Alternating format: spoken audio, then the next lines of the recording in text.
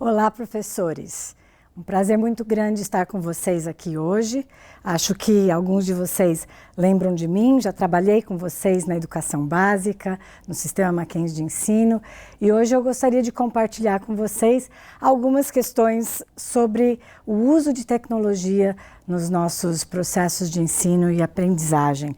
Tem sido uma questão muito impactante para nós, especialmente nesse momento do ensino remoto, e eu gostaria de compartilhar com vocês algumas coisas que nós como professores precisamos ter claro, porque nossa questão não é o uso de tecnologia, mas é o ensino. Como é que a gente garante, por meio do nosso ensino, que esses alunos tenham a oportunidade de aprender. Esse é o foco do nosso trabalho. A tecnologia vem para nos ajudar nesse processo. Então, me acompanhem, por favor, nesses momentos que nós estaremos juntos aqui conversando, tá bom? Bom, eu estou aqui participando do programa de vocês sobre História e Memórias da Educação Básica Mackenzie, Trajetórias em Busca da Excelência. E eu não poderia deixar de ler o versículo que está aqui como lema, que é: são muitas, Senhor Deus meu, as maravilhas que tens operado, e também os teus desígnios para conosco. Ninguém há que se possa igualar contigo. Eu quisera anunciá-los e deles falar, mas são mais do que se pode contar. Salmos 45. A tecnologia, para mim, entra nessa perspectiva. Deus nos deu a inteligência, deu aos homens a capacidade e a criatividade para desenvolver tecnologias e para pensar em como usar essas tecnologias para o benefício do homem.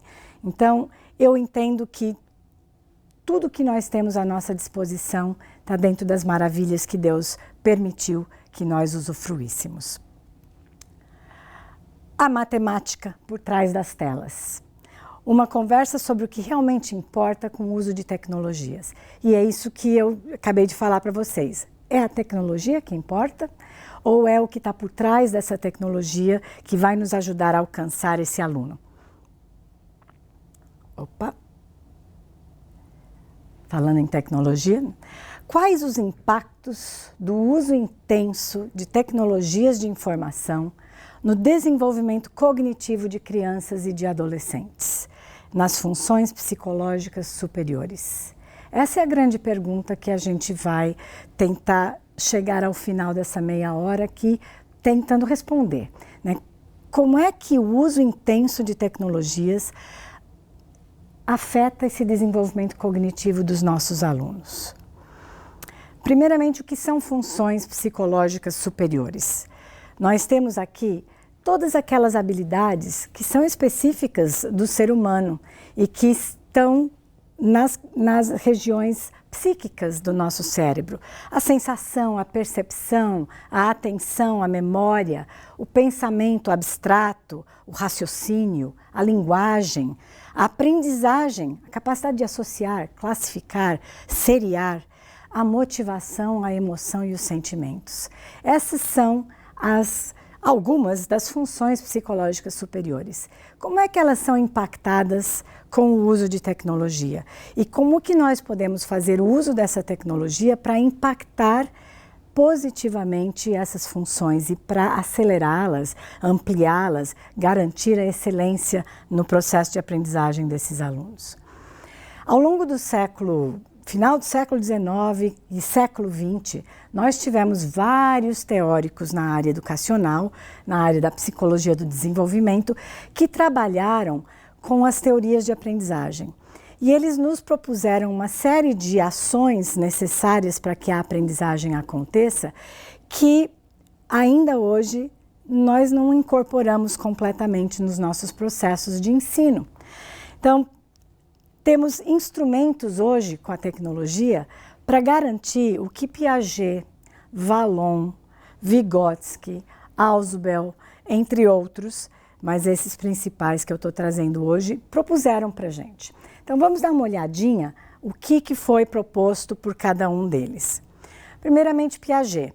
Piaget não estava preocupado com o processo educacional. Isso é sempre muito importante a gente ter claro. Piaget era um biólogo, e como biólogo ele estava preocupado com processos de desenvolvimento e ele queria entender como é que o cérebro se desenvolve independentemente dos processos de ensino, independente da função e da interferência de um adulto. Então, ele começou, e os seguidores dele deram prosseguimento, tentando entender como é que se dá esse processo de desenvolvimento. Há um processo de equilibração, que ele chama. A gente entra em desequilíbrio e busca equilíbrio na nossa interação com o meio, com os objetos. Então, ele criou 2 sistemas que são assimilação e acomodação. A assimilação significa que nós vamos usar todos os esquemas cerebrais, todas as estruturas cognitivas que nós já temos para entender um assunto novo, entender um objeto novo, um conteúdo novo. Eu uso aquilo que eu já tenho, as habilidades que eu já tenho para entender aquele conteúdo. À medida que eu vou testando e exercitando esta habilidade nova, esta habilidade que eu já tenho dominada em um assunto novo, quando eu consigo incorporar aquele novo esquema, eu acomodei. Então é um processo de assimilação e acomodação, um processo contínuo que se dá na nossa cognição quando a gente está aprendendo alguma coisa nova. Eu uso aquilo que eu já sei para tentar resolver os problemas que surgem, os exercícios novos que o professor propõe, para que eu consiga perceber o que é novo, o que eu preciso alterar no meu processo para que aquele exercício se resolva. Então, adaptação, equilibração, foi uma proposição que ele fez sobre como a gente se desenvolve. Já Vygotsky é um psicólogo do desenvolvimento, é um educador e estava totalmente preocupado em entender como é que nós aprendemos, como é que a gente incorpora as questões culturais, aquilo que está no nosso entorno por meio da interação. Então tem alguns princípios de Vygotsky. É uma teoria sócio-histórica, tem base nas interações que o indivíduo estabelece com os outros. As funções psicológicas superiores, que eu já mencionei com vocês, se originam no contexto cultural e social. Então veja, nós nascemos com a capacidade e com toda a estrutura cerebral para nos desenvolvermos como seres humanos, mas este desenvolvimento ele é possibilitado pelas interações que a gente estabelece, desde bebê, com os pais, com a família, com as pessoas que cuidam, com os coleguinhas, com os colegas de escola, com professores, e isso vai se ampliando e vai aumentando a minha aprendizagem por meio da interação com os outros. Nada tem significado em si. O significado vem a partir da relação que o sujeito estabelece com o objeto e com o meio.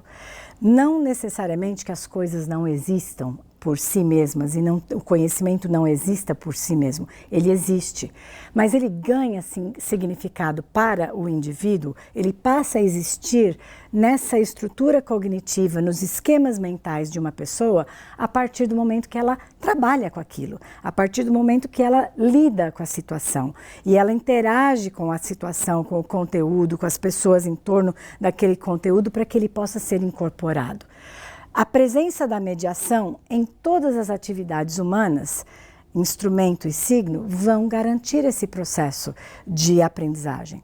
O instrumento, hoje, é a tecnologia. Tem muita tecnologia. Aliás, sempre teve tecnologia. O lápis é uma tecnologia, o papel é uma tecnologia. E essas tecnologias vão se aprimorando. E os signos, os sentidos e os significados que nós vamos estabelecendo no nosso mundo, a linguagem, isso vai nos ajudando a trabalhar e a aumentar as nossas capacidades de pensamento. O sujeito, portanto, internaliza o que ele vive socialmente. Então, quanto mais coletivamente ele tentar resolver problemas, ele buscar compreender teorias, ele buscar resolver as questões ligadas às determinadas teorias, mais facilmente ele consegue internalizar esses conceitos na sua estrutura cognitiva. Então, o Vygotsky, na minha opinião, ele dá um passo além, porque ele está preocupado com o processo de ensino e vem e nos diz, olha, cuide para que haja essa interação e para que haja essa interação com alguma intencionalidade para que o sujeito, o aluno, incorpore esta aprendizagem. E aí ele vai trabalhar com a ideia de zona de desenvolvimento proximal. Eu tenho um conhecimento real, mais ou menos o que Piaget também havia dito, conhecimento proximal e real, que é aquilo, aliás, o real aqui, o proximal aqui, vai se tornar um novo conhecimento real e eu vou subir para o próximo conhecimento proximal. Eu sempre trabalho com o meu aluno puxando ele. Eu trabalho com o meu aluno nesta região. Eu puxo ele para o próximo conhecimento. Eu parto do conhecimento real dele, mas eu estou sempre puxando ele para cima. Então, esse processo se dá na interação e na interação com os outros, por meio da linguagem e por meio dos instrumentos. E nós temos também o Ausubel, que vocês já devem ter escutado falar. O Ausubel trabalha com a aprendizagem significativa, a consciência que atribui significados e amplia. À medida que a gente aprende, essa consciência se amplia. Mas para que isso ocorra, eu preciso partir de um conhecimento, de um conceito já conhecido, que vai interagir com um novo conhecimento a partir da minha interferência como professor intencionalmente.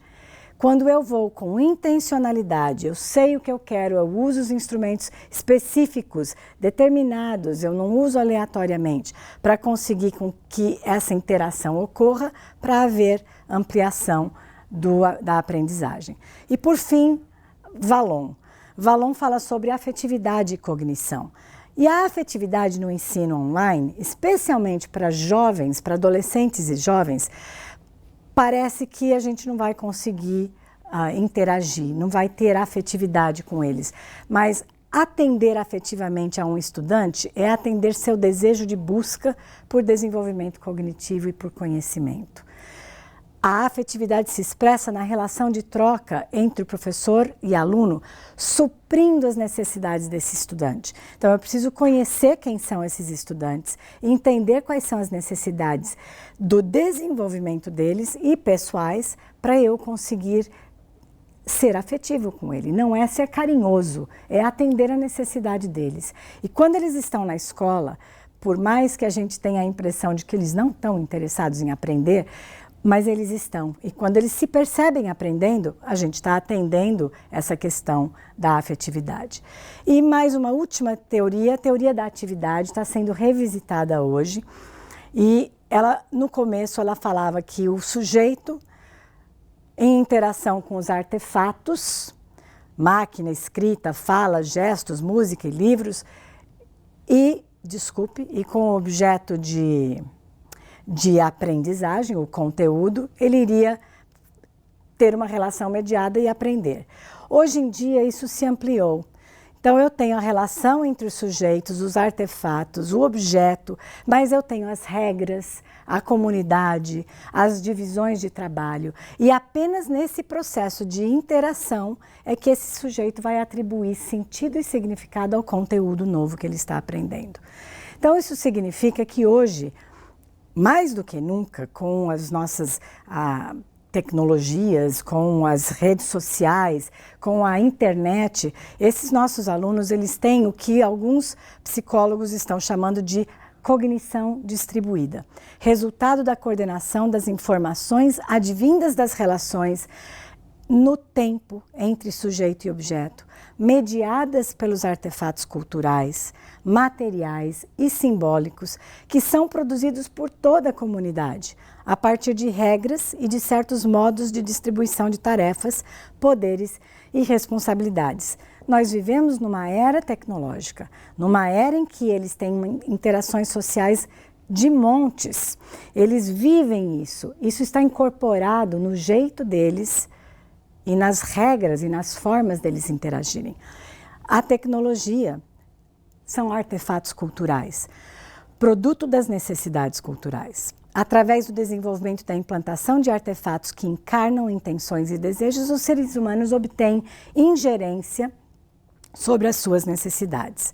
Os artefatos se tornam mediadores das relações humanas com o mundo e potencializam as capacidades cognitivas ao atuarem como ferramentas técnicas. Está aqui a página do livro, depois no final eu vou deixar esse livro com vocês.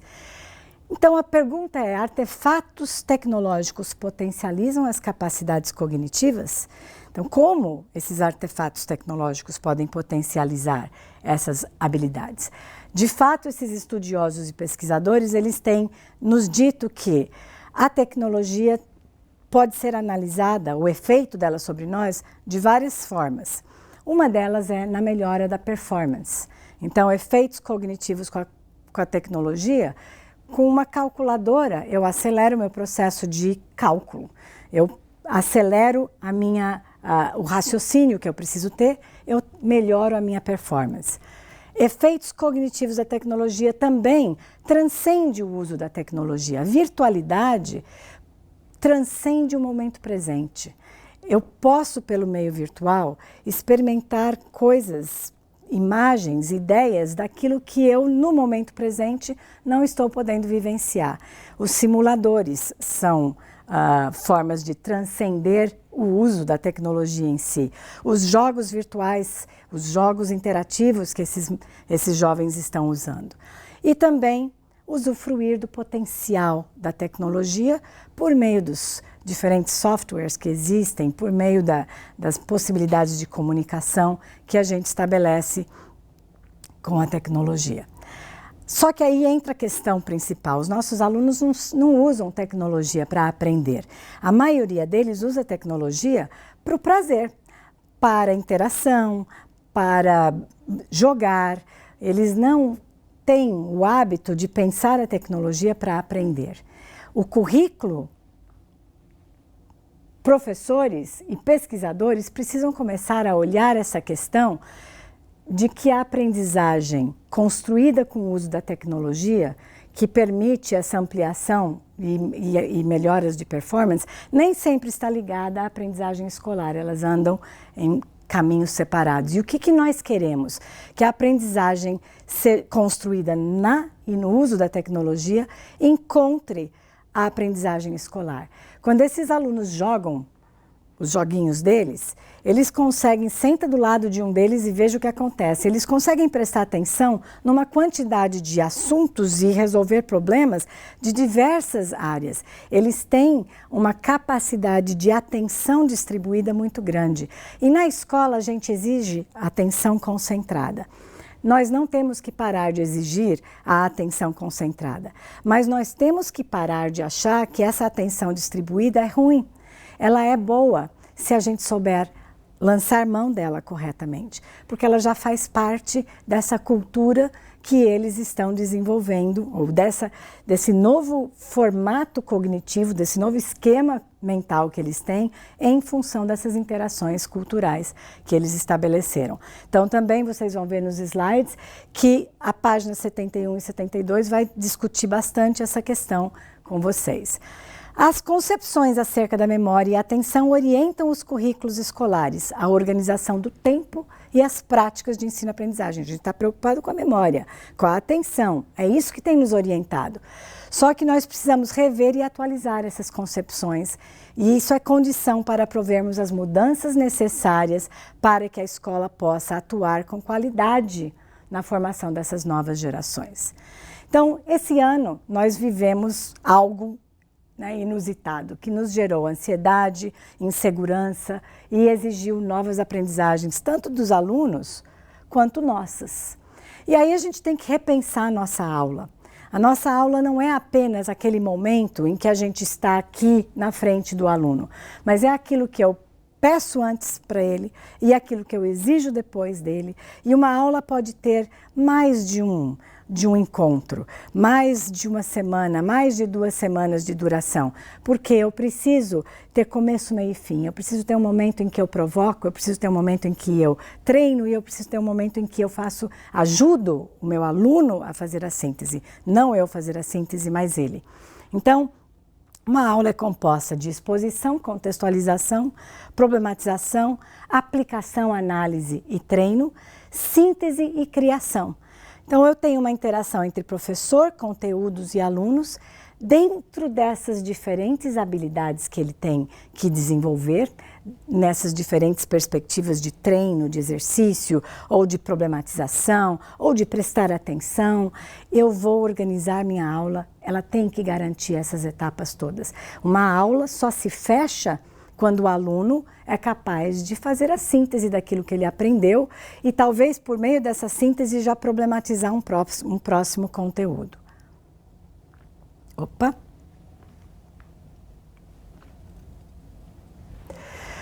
Então, eu tenho uma aula que acontece pré-aula, aula e pós-aula.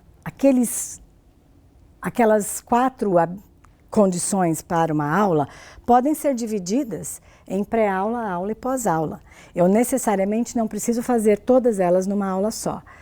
Ou eu posso também fazer todas elas em pequenos momentos, dividindo, mas garantindo que o meu aluno tenha a chance de ter contato com o conteúdo, ser exposto a esse conteúdo, treinar esse conteúdo, problematizar esse conteúdo e fazer a síntese, ele mesmo fazer a síntese, mesmo que seja com colegas e não nós fazermos a síntese por ele.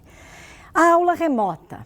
O que é uma aula remota? Primeiramente, a gente precisa ter claro de que no ensino médio, 6º ao 8º ano, 9º ano e ensino médio, ao 3º do ensino médio, o máximo diário, tempo diário de exposição às telas do computador para aprender seria aí 270 minutos por dia. Então, é pouco tempo. Quando a gente dá uma aula que fica mais do que isso, a atenção foi embora. Eu não vou conseguir ter atenção. Então, eu preciso ter claro que a minha aula não é esse tempo que ele está comigo na tela. A minha aula é tudo o que eu vou oferecer para que ele aprenda todas as etapas que necessariamente não precisam ser sempre na frente da tela. Eu vou indicar leituras com o objetivo de retomar algum assunto, promover possibilidades de interação entre colegas, entre grupos, contemplar atividades de treino, de comparação, de pesquisa e favorecer sínteses individuais e coletivas. Numa pré-aula, eu posso fazer leituras, vídeos, mandar assistir vídeos, ver pesquisas para apresentar num primeiro momento a temática que vai ser trabalhada, ele buscar aqueles assuntos, questionamentos, até pequenas atividades que podem ser incorporadas numa aula. Na aula eu posso usar para fazer as reflexões com eles. A aula eu posso usar para fazer os debates em grupo. A aula eu posso usar para eu expor esse conteúdo, para eu fazer uma pré-síntese com eles.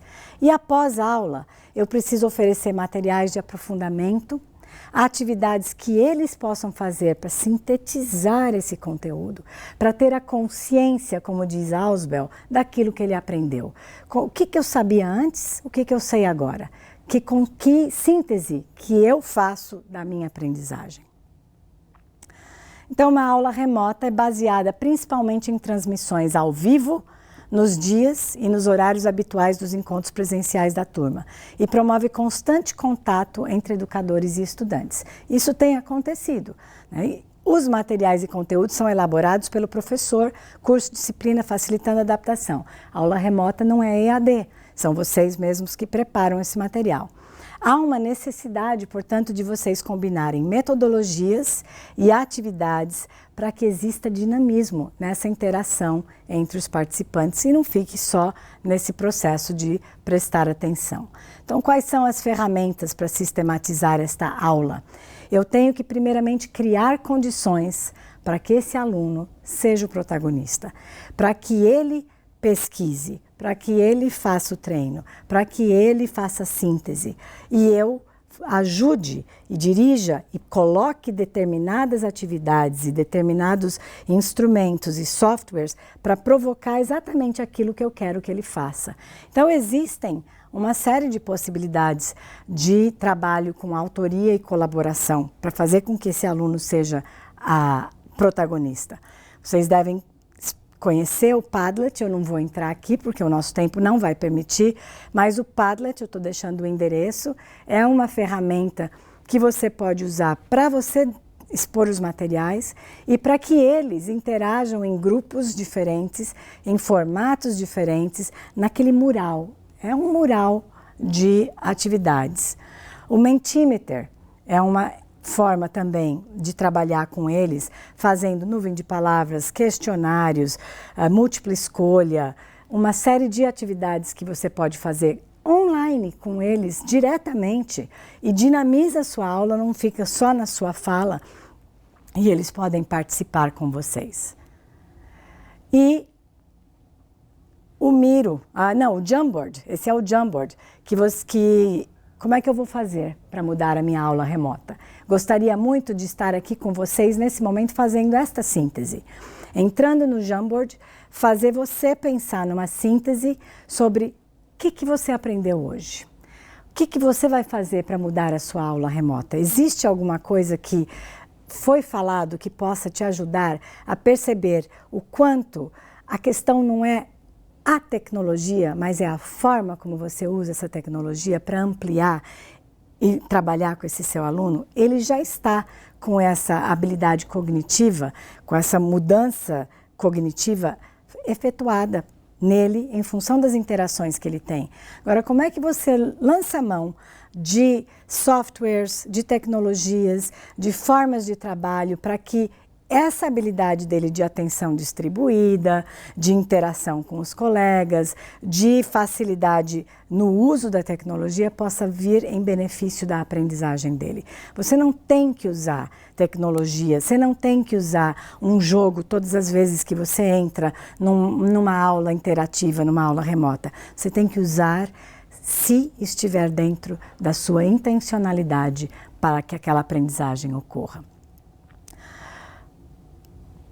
Há uma série de cursos gratuitos que o Mackenzie tem oferecido sobre a cultura digital na educação e as metodologias ativas e educação híbrida.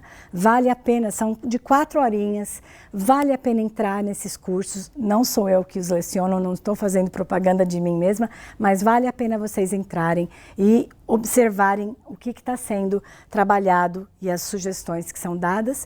E por fim, a minha fala hoje com vocês foi muito baseada nesse livro, Educação no Século XXI, Cognição, Tecnologias e Aprendizagens, é de um grupo da PUC do Rio, e é muito interessante porque ele retoma as teorias de aprendizagem que a gente acredita, ele não põe todo o potencial na tecnologia, ele não vai ser um livro de tecnologias, mas ele é um livro que te ajuda a pensar a educação. Eu deixo essa sugestão. Quero agradecer vocês pela possibilidade de estar aqui com vocês e qualquer coisa, estou aqui no Mackenzie, fico à disposição para a gente continuar essa conversa. Muito obrigada.